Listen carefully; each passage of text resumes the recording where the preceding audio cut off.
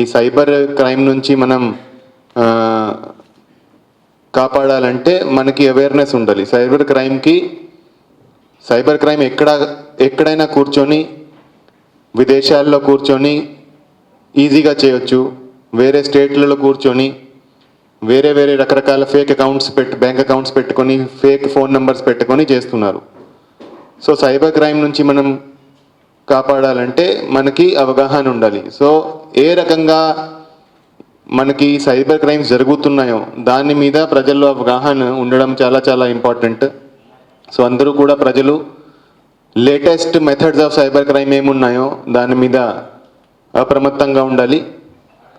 కొంతమంది ఈ digital arrest చేయడము అంటే మీ పేరు మీద పార్సల్ దొరికింది, ఆ పార్సల్లో డ్రగ్స్ దొరికాయి, మీరు ఇంత డబ్బు మాకు ఇమీడియట్గా పంపించండి, మేము కేసు లేకుండా చూస్తామని, లేకపోతే మేము సిబిఐ నుంచి మాట్లాడుతున్నాము, మేము ఫలానా మహారాష్ట్ర పోలీస్ నుంచి మాట్లాడుతున్నాము, గోవా పోలీస్ నుంచి మాట్లాడుతున్నాము, మీరు కేసు నుంచి మీరు కాపాడాలంటే ఇంత డబ్బు పంపించండి, లేకపోతే మీ అకౌంట్లో ఇంత డబ్బు ఉంది, ఆ డబ్బు మాకు వెరిఫికేషన్ కోసం పంపించండి, వెరిఫికేషన్ చేసి మళ్ళీ మీ అకౌంట్లోకి మేము రిటర్న్ చేసేస్తాము.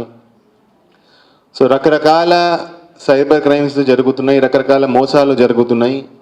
ఇవన్నీ దాని మీద మనం అప్రమత్తంగా ఉండాలి, మనం అలర్ట్గా ఉండాలి. ఇటువంటి ఏదైనా కాల్ వస్తే ఫస్ట్ వాళ్ళని నమ్మకూడదు.